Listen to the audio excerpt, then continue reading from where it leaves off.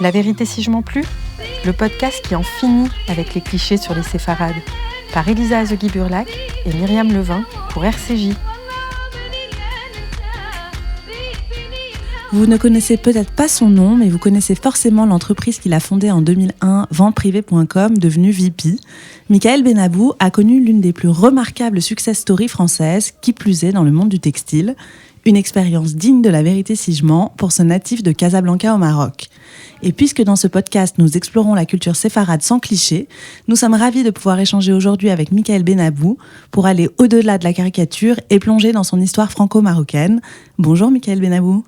Bonjour. Bonjour. Alors le monde du business vous connaît bien, car après VP, vous avez monté votre holding, la financière Saint-James.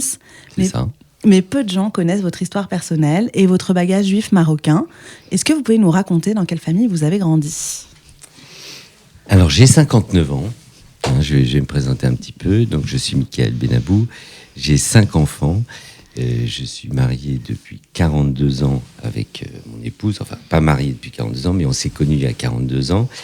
Et je suis né au Maroc le 16 octobre 1963.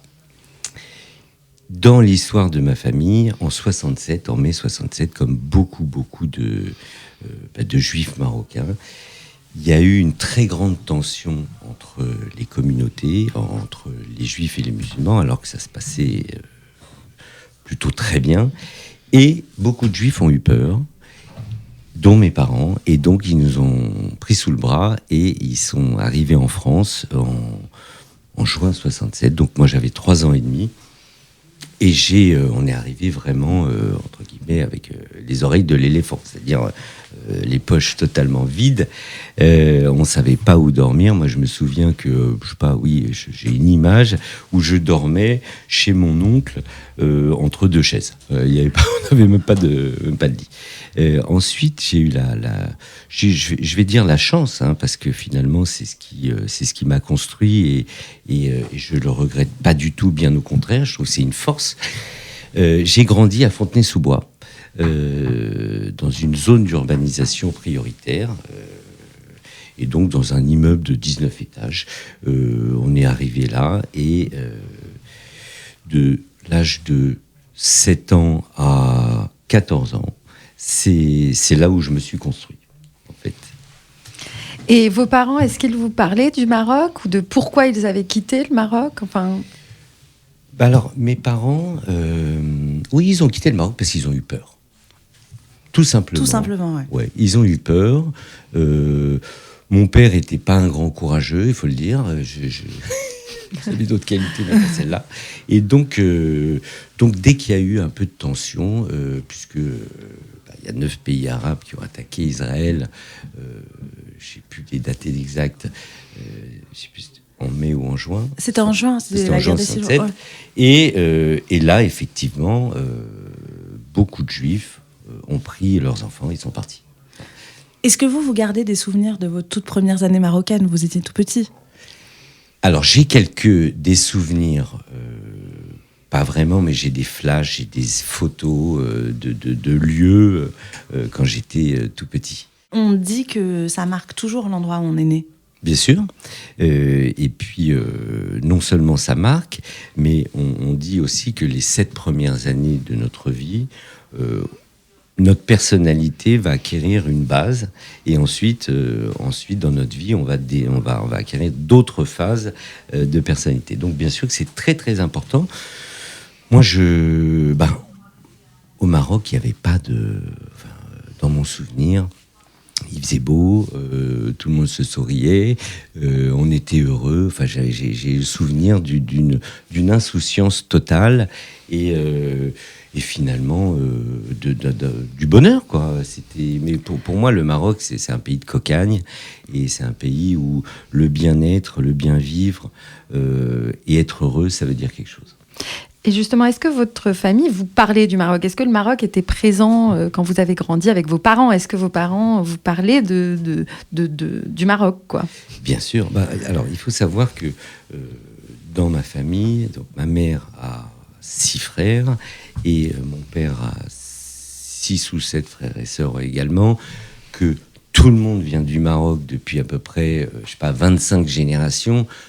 Donc le Maroc, c'est toutes mes racines, c'est ma culture, c'est mon patrimoine, c'est tout ce qui constitue mon être et ma personnalité. Alors, il m'en parlait beaucoup, avec beaucoup de nostalgie. Parce que ma mère était directrice d'une école primaire à Casablanca, mon père était prof d'arabe classique, et pour eux, ça a toujours été alors, ce qui est amusant, ça a toujours été le pays, finalement, c'est leur pays, et ils ont toujours été extrêmement heureux. Et quand ils sont partis, mon père, ils sont partis tard, hein, puisque mon père avait 40 ans en 67, il avait 46 ans. Pendant 40 ans, il n'est jamais revenu. Il n'a jamais voulu revenir au Maroc. Et moi, finalement, je l'ai quasiment hijacké. Je l'ai pris de force pour l'emmener vers... Il avait 86 ou 87 ans. Donc, il avait un rapport, et mes parents avaient un rapport passionnel avec le Maroc, mais il y avait beaucoup d'émotions. Et vous dites que votre père était prof d'arabe. Est-ce que vous parliez l'arabe? Est-ce qu'il vous parlait en arabe? Vos parents parlaient arabe entre eux? Non. Ils parlaient français entre eux. En revanche, ma grand-mère maternelle... non, elle ne parlait pas français, elle ne savait ni lire ni écrire, et donc effectivement, je comprends l'arabe. Je le parle pas très bien, mais je le comprends assez bien, parce que c'était le seul moyen de communiquer avec ma grand-mère que j'adorais et que j'aimais profondément. Voilà. Et qui était au Maroc, ou qui est venue en France en même temps que votre mère? Alors, elle est restée au Maroc plus longtemps, et puis ensuite elle est partie en Israël, et puis en fait elle était entre Israël et la France. Voilà. Et elle habitait chez moi. Quelle était la place du judaïsme dans votre famille? Est-ce que vous étiez d'une famille pratiquante, comme on dit, religieuse? Alors, il se trouve que ma famille vient de Meknès. Paradoxalement, c'est une toute petite ville où il y avait 17 000 juifs. À Fès, qui était la grande ville un peu aristocratique pour les juifs, il y avait 21 000 juifs à Fès, 17 000 juifs à Meknès, et on appelait Meknès la Petite Jérusalem, parce que finalement, cette communauté était extrêmement empreinte de religion, et donc, bizarrement, enfin je dis bizarrement, par rapport au faible nombre, elle a produit des rabbins et des sages de niveau mondial, et donc il y a beaucoup de saints qui sont pèlerinés, et qui sont des saints de Meknassi, qui sont pèlerinés par le monde entier régulièrement, tous les ans. Oui, ma famille vient de Meknès aussi, donc j'imagine. Je vous félicite. Et du coup, vos parents étaient religieux, pratiquants? Alors mes parents, ils étaient pratiquants. Ils n'étaient pas religieux, mais ils étaient pratiquants, c'est-à-dire que on faisait toutes les fêtes, et que finalement toute la vie familiale, elle s'organisait autour des fêtes religieuses. Mais mes parents n'étaient pas chômeurs Shabbat, donc je n'étais pas... non, on ne peut pas dire que j'étais religieux. Mais vous faisiez Shabbat Tous les vendredis soirs, on faisait Shabbat, absolument, et toutes les fêtes, et avec les plats qui allaient bien, avec les plats traditionnels de chaque fête. J'ai juste une question. Vous êtes arrivé donc à Fontenay-sous-Bois. Est-ce qu'il y avait d'autres gens d'Afrique du Nord qui sont arrivés? Parce qu'on sait que c'est à ce moment-là que énormément de gens d'Afrique du Nord sont arrivés. Est-ce que vous aviez une communauté de juifs séfarades ou non-juifs, enfin des pieds noirs autour de vous? Non. Pas tellement. D'accord. En revanche, c'est amusant parce que effectivement, mon meilleur ami à cette époque-là, c'est un garçon qui s'appelle Jacques Attias, et qui était vraiment comme mon frère, et qui venait lui aussi du Maroc, mais ils étaient venus avant 1967 en France. Et ce qui est très amusant, c'est qu'on s'est retrouvés il y a très peu de temps, il y a 1 an, et c'est redevenu mon ami intime, et je suis très fier de lui. Il est dentiste, mais c'est un ponte dans ce domaine, et donc on se revoit avec beaucoup de plaisir. Donc on peut dire que vous avez vraiment grandi dans une famille juive marocaine, avec le côté à la fois très marocain et très juif. Absolument, exactement. Alors, il s'est passé plein de choses quand même, parce que mon grand frère, alors moi j'ai 59 ans, j'ai un frère qui a 67 ans, et un autre frère qui a 75 ans. Donc tous les 8 ans, tac, il y avait le réveil. Et donc mes parents, ils faisaient un enfant tous les 8 ans. Et mon grand frère, qui s'appelle Maurice, quand il a eu, je crois, 17 ans, donc on était encore au Maroc, il a dit à ma mère qu'il allait chez ma tante à Bordeaux. Il a pris un bateau. Et en fait, ma tante à Bordeaux a attendu. Elle a appelé ma mère, elle a dit non, il n'est pas là.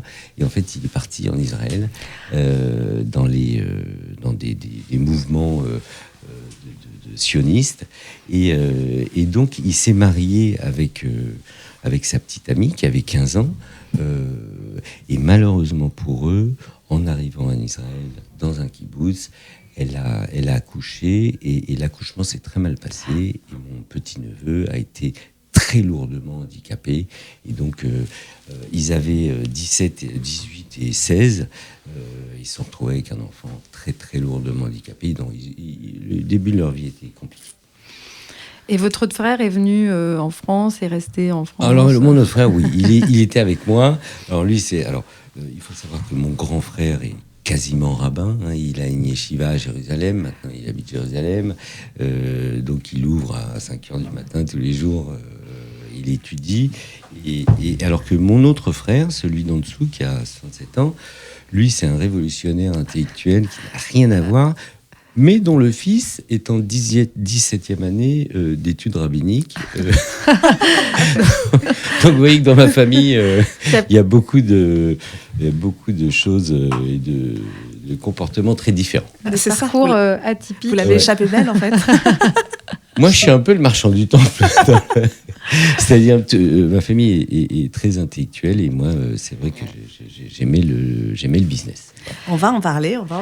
J'ai juste une dernière question sur vos parents, parce que vous avez parlé de nostalgie. Est-ce que c'est quelque chose que vous avez ressenti, une tristesse en tout cas? Est-ce que vous avez grandi avec une forme de tristesse ou de nostalgie de vos parents? Oui, clairement. D'accord. Clairement, il y a toujours eu la nostalgie de au Maroc, on était machin, il faut pas croire, chérie, que quand tu nous vois comme ça, mais non, c'était beaucoup mieux avant, etc. Absolument. Très bien. Oui. À l'adolescence, vous avez donc quitté votre banlieue Fontenay-sous-Bois pour vous installer dans le 7e arrondissement de Paris. Et vous avez fréquenté le lycée Victor Duruy. Absolument. Est-ce que ça a été un choc culturel? Oui, ça a été absolument. Moi j'étais un plouc, hein, il faut pas se le cacher. J'arrivais un peu de ma banlieue, j'avais vraiment rien du tout, et puis j'avais pas du tout les codes. J'arrive dans un lycée où le samedi soir on va dans des rallyes. Alors moi je croyais que c'était des rallyes automobiles. On me dit non, pas du tout. Les rallyes en fait c'est une soirée où les filles organisent, c'est une fille ou deux qui organisent cette soirée avec leurs parents, et ils choisissent en fait les invités. En fait, le but, c'est que les filles de très bonne famille rencontrent des garçons de très bonne famille. Donc, au début, évidemment, je n'étais pas invité. J'essayais de m'imposer un peu. Et puis, au fur et à mesure, on a commencé à m'inviter. Peut-être qu'ils considéraient que je m'améliorais, je ne sais pas. Mais oui, non, ça a été un choc culturel. Je suis arrivé, il y avait pas beaucoup de juifs à Duruy. C'était vraiment la grande bourgeoisie, l'aristocratie, et des gens qui sont très religieux catholiques. Hein, parce que... et il a fallu effectivement que je m'adapte. Et ça a pris un peu de temps, mais ça s'est bien passé, je crois. Non, j'ai eu la chance de finalement mes amis, que ce soit mes amis catholiques ou mes amis juifs, en fait, je les ai jamais quittés. Aujourd'hui, à l'heure où je vous parle, ce sont mes meilleurs amis, mes amis de Duruy, ce sont les gens que je fréquente. C'est vraiment là, comme des frères pour moi. Et je crois que vous avez rencontré votre femme aussi. Oui, absolument. Donc c'est pas rien quand même. J'ai rencontré ma femme à Victor Duruy. Alors au début, je voulais plutôt sortir avec sa sœur. Et finalement, je me suis rabattu sur la petite sœur et je crois que j'ai bien fait. Apparemment, en tout cas, ça dure. Voilà. Donc ouais, ça a vraiment changé votre vie. Et est-ce que ça a changé votre rapport à votre identité juive marocaine à ce moment-là ou... Non, pas tellement. Parce que finalement, vous savez, ça me fait penser un peu à mes enfants. J'habite Neuilly et j'ai 5 enfants, dont 2 paires de jumeaux. Et quand il a fallu scolariser nos enfants, on les a mis à Saint-James. Et donc, c'était naturel. C'était en plus à 50 mètres de chez moi. Et puis, donc, ils avaient peut-être 12 ou 13 ans. Et je remarque que dans la classe de ma fille, il y avait 14 filles sur 30 qui avaient des sacs Chanel ou Dior à 14 ans. J'ai dit à ma femme, écoute, non, moi, je ne suis pas du tout confortable. Il faut les changer de lycée. Je ne suis pas d'accord. Et finalement, on les a mis à Sainte-Croix. Donc Sainte-Croix, c'est un lycée catholique. Et donc, ma femme m'a dit, on a rendez-vous avec le directeur de l'école. Et donc, attention, ne dis pas de bêtises. Il faut absolument qu'ils prennent nos enfants. Et donc, et je lui dis, mais attention, pas de catéchisme, on est d'accord. Mais bien sûr, pas de catéchisme. C'est pas obligatoire, c'est optionnel. Je me retrouve devant dans le bureau du directeur. Et innocemment, je lui dis mais le catéchisme, c'est optionnel. Hein. Ah, pas du tout. C'est obligatoire. Ah non. Ah, là, il faut qu'ils aient eu le catéchisme. C'est très important. C'est obligatoire. Là, en panique, je regarde ma femme et qui me fait des yeux très, très, très durs en disant tu dis rien. Ça. Bon, alors j'ai rien dit. Mais c'était quand même un peu... Enfin, c'était pas neutre pour moi que mes enfants aillent au catéchisme. Et finalement, ça les a beaucoup... Ça a renforcé leur identité juive, finalement, d'expliquer aux autres, et il y avait des musulmans et beaucoup de catholiques, bien sûr, dans cette école, de leur expliquer ce qu'est le judaïsme. Et finalement, ça a aussi construit leur différence. Et donc, je pense que Duruy, pour moi, oui, ça a renforcé ma différence. Très intéressant. Donc vous revendiquiez un peu votre judaïsme ou en tout cas vos origines quand vous étiez jeune ? Oui. Alors je l'ai revendiqué pas agressivement, mais j'en étais. C'est mon identité et c'est comme ça.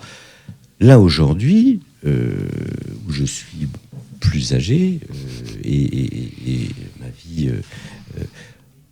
Aujourd'hui, c'est très, très important pour moi. Et dans les 15 dernières années, depuis que j'ai peut-être 45 ans, le Maroc prend beaucoup, beaucoup d'importance et de plus en plus d'importance.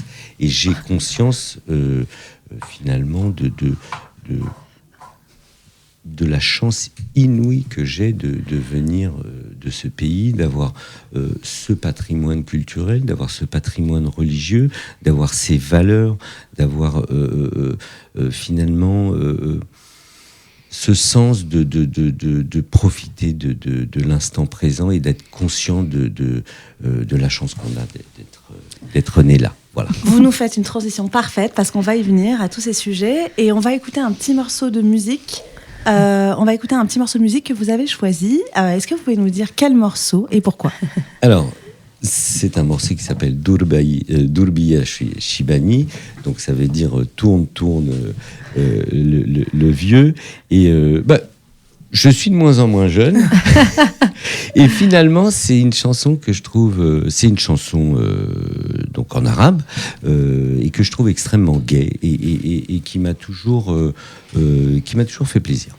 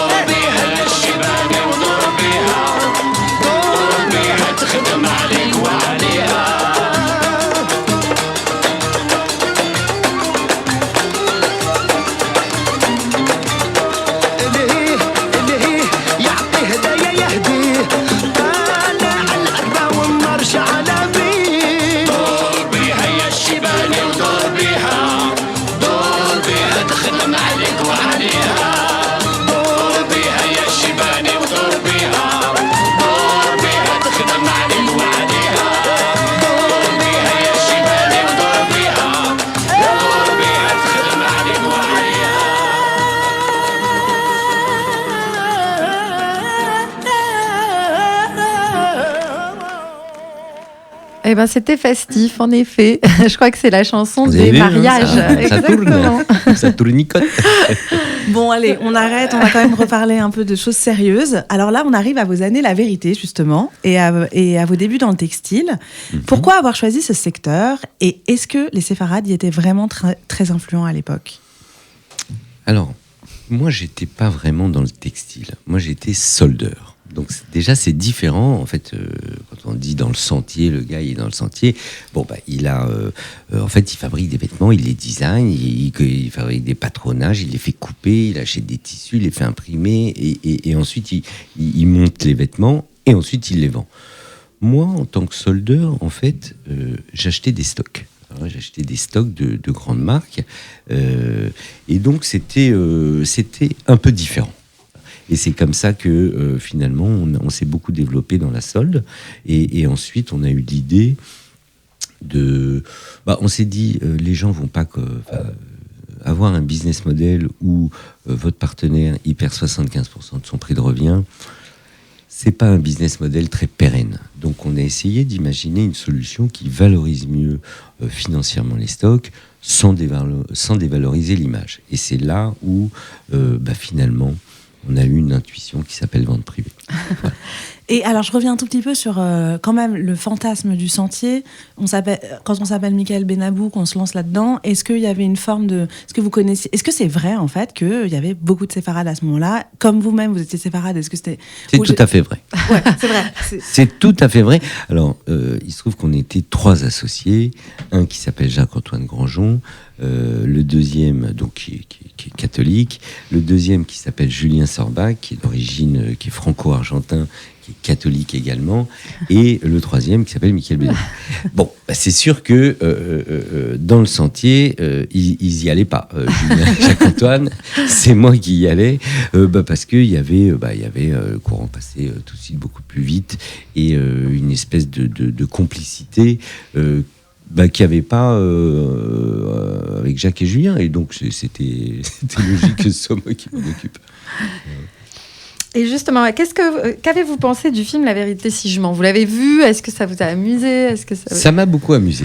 Alors, ça m'a beaucoup amusé, et si vous voulez une petite anecdote, il se trouve que les producteurs de La Vérité si je mens, au moment de La Vérité si je mens 3, ont eu l'idée, d'ailleurs, La Vérité si je mens 3, c'est un site internet qui vend des stocks. Donc ils voulaient absolument reprendre l'histoire de vente privée, la genèse de vente privée, et finalement faire La Vérité si je mens 3 sur vente privée. On n'a pas réfléchi très longtemps avec Jacques-Antoine et Julien, et on a dit no way. No way, pour nous, c'était catastrophique, finalement, alors qu'on n'était pas dû. Enfin, on trouvait que ça allait pas forcément impacter notre image positivement, d'être associé à La Vérité si je mens en tant que vente privée. Parce qu'en tant que vente privée, finalement, on est agnostique, on n'a pas de religion, on n'a pas de... on fait faire des bonnes affaires aux gens. Voilà. Et c'est ça qui nous motivait. On voulait redonner du pouvoir d'achat à des gens qui en avaient besoin. Et donc, La Vérité si je mens, il y a un côté quand même... on ne dit pas toujours la vérité, et comme son nom l'indique. Et c'est pas très sérieux, finalement. Alors que nous, c'était tout le contraire. Mais est-ce que vous avez souffert des clichés justement sur les séfarades dans votre carrière ? Est-ce qu'on vous a catalogué ? Est-ce qu'à un moment, en tout cas, cette identité, vous avez pu en souffrir dans votre business ou dans votre carrière ? Alors, au risque de décevoir beaucoup de monde, on ne m'a jamais de ma vie traité de sale juif. Je n'ai jamais souffert de ma religion, et on m'a jamais attaqué sur ma religion. Bon, ça c'est déjà le premier point. Et le deuxième point, le fait que je sois séfarade, pas du tout. C'était je l'ai toujours très bien vécu, et et on m'a jamais ostracisé ou discriminé négativement pour ça. Non, c'est juste que ce film qu'on aime, nous, on l'aime beaucoup, mais en même temps, il entretient justement certains stéréotypes. Quand on est en plus, qu'on fréquente le sentier, etc., on se demandait si vous, parfois, vous aviez eu des remarques, pas forcément méchantes, mais... Un peu, mais c'était à moi d'expliquer que non, c'était pas que notre ADN et que nos objectifs, ils étaient plus sérieux. Et est-ce qu'il y a un cliché sur les séfarades que vous ne supportez pas ? Non, les séfarades, ils ont quelque chose qui aujourd'hui est extrêmement précieux. Ils ont la joie de vivre. Ils rigolent. Moi, j'ai un rabbin qui est tunisien, qui est d'origine tunisienne. Il se trouve que la semaine dernière, c'était les 10 ans c'est le rabbin du plateau de Saclay. Il s'appelle Lévi Mimoun. Je l'adore, il est hyper smart. Et donc, c'est le rabbin de Polytechnique, Supélec, Centrale, les Mines, HEC. Et le gars, il fait un nombre de choses incroyables. Et donc, on m'a demandé de parler sur lui pour les 10 ans. Et j'ai dit, je ne sais pas comment il fait autant de choses. C'est incroyable. Il a un secret. Et en fait, son secret, c'est qu'il est tunisien. Et alors, quand on est tunisien, on a une confiance en soi incroyable. Et donc, il a un culot, mais un culot dans le bon sens du terme, pas un culot déplacé. Il a une confiance en lui sur ses projets qui fait qu'il arrive à mener énormément de projets très très bien grâce à ça. Et donc, et avec cette joie de vivre aussi. Et donc ça, c'est quand même une qualité. Vous répondez presque à ma question suivante, qui est ce que vous préférez dans votre bagage séfarade.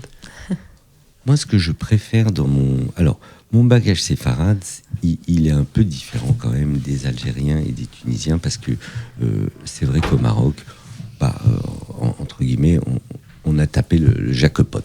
C'est-à-dire que vraiment, c'est un pays où les Juifs sont extrêmement respectés, pour la raison suivante, c'est que ça fait 3000 ans qu'il y a des cimetières juifs au Maroc. Et donc, il y a une présence juive bien avant les musulmans. Et comme les musulmans marocains sont extrêmement fiers de leur pays, à raison, pour eux, celui qui est encore plus marocain qu'eux, alors là, il a beaucoup de respect. Et donc, il y a une tolérance, il y a un respect, il y a un amour, il y a une fraternité. C'est dingue. Entre les juifs et les musulmans au Maroc, c'est un exemple mondial. Le Maroc est c'est le seul pays au monde, et j'espère qu'il en inspirera beaucoup d'autres, où finalement ces deux communautés s'aiment sincèrement, sans aucune arrière-pensée. Moi, mes amis musulmans, je les aime profondément, fraternellement, et ils me le rendent bien. Et justement, vous avez gardé des liens alors avec le Maroc depuis toujours. Vous nous en avez un petit peu parlé avant. Alors mes liens, c'est vrai que depuis que j'ai 17 ans, j'adore aller principalement à Marrakech. Mais ces liens, ils se sont beaucoup renforcés depuis les 15 dernières années, où là, finalement, les choses pour moi se remettent en place dans ma vie, et l'expérience que j'ai, le parcours, entre guillemets, il y a toujours de la chance, et c'est pas non plus exagéré sur mon parcours, mais en tout cas, ce que j'ai vécu, je comprends que c'est aussi beaucoup grâce à ça. Que je l'ai vécu, et ce que j'ai réussi, c'est grâce à ces valeurs-là, c'est grâce à ce patrimoine-là. Et ce que j'ai loupé, j'ai appris, et j'espère que je ne ferai pas les mêmes erreurs. Moi, je considère que j'ai beaucoup de chance, parce que je me réjouis sincèrement pour les autres quand il se passe des choses bien, pour mes amis et même pas mes amis. Je pense que ce sont des valeurs qui permettent de rester extrêmement positif dans la vie et d'avancer. Voilà. Et aujourd'hui, donc, vous allez souvent au Maroc. Ça vous fait quoi quand vous êtes là-bas ? Ça me fait du bien. Je me sens très bien au Maroc, parce que d'abord, je sais pas, c'est très, vous savez, il y a beaucoup de ressentis, il y a beaucoup de feeling, et donc je pourrais pas vous dire, enfin si, je pourrais vous dire pourquoi aussi, mais je me sens très très bien. Voilà. Et vous avez dit que vous avez ramené votre père au Maroc après 40 ans. Oui. C'était comment? C'était très émouvant. C'était très émouvant, et finalement, la première chose qu'il a dit, c'est « j'aurais pas dû attendre si longtemps ». Voilà. C'est joli. C'était un moment... il a vécu toute sa vie au Maroc, il est parti à 46 ans, il revient 40 ans après. Oui, bien sûr, il y a beaucoup d'émotions, et c'est normal.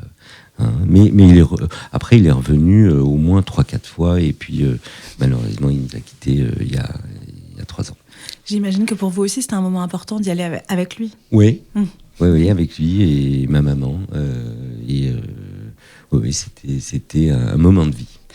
Et cet héritage, comment vous le transmettez à vos enfants? Vous nous avez dit que vous en avez 5. Est-ce que vous le transmettez? Est-ce que c'est important pour vous qu'ils sentent ce lien au Maroc? Oui, mais vous savez, je vais souvent à Marrakech avec mes enfants. Ils sont naturellement attachés au Maroc. Alors même s'ils n'ont pas... moi, j'ai très peu vécu au Maroc, donc je ne leur transmets pas le Maroc que j'ai vécu, puisque j'y ai pas vécu. Mais ils ont cet attachement, et bizarrement, il y a 2 mois, les 5 m'ont dit « j'aimerais un passeport marocain ». Ah oui. Et donc je suis en train de leur faire un passeport marocain. C'est pas incroyable. C'est pas rien. Donc vous voyez qu'ils ont un rapport avec le Maroc qui est plus que un simple rapport de c'est là d'où mon père vient. Oui, donc c'est une histoire qui continue. Exactement.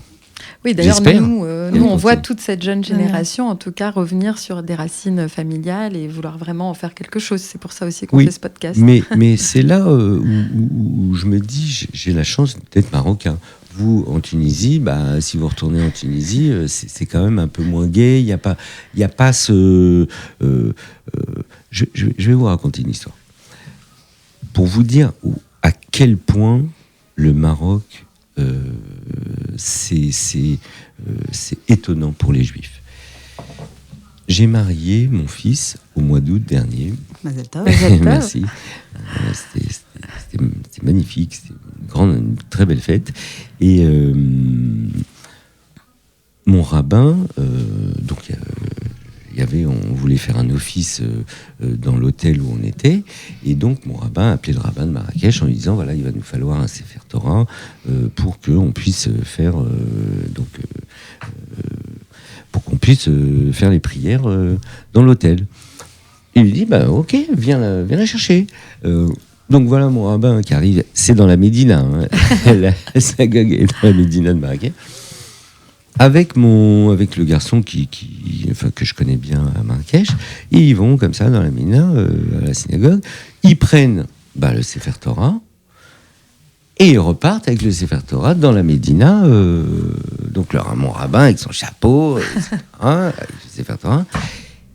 Et là, pendant toute la traversée de la Médina, la moitié des passants qui étaient musulmans, hein, ils embrassaient la Torah. Ils connaissaient, parce que les musulmans je respecte beaucoup les juifs pour leur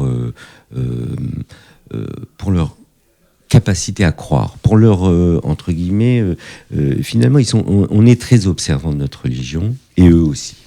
Et donc, ils respectent les observants. Et donc, ils ont l'impression qu'ils se connectent finalement aussi avec Dieu en embrassant un Sefer Torah.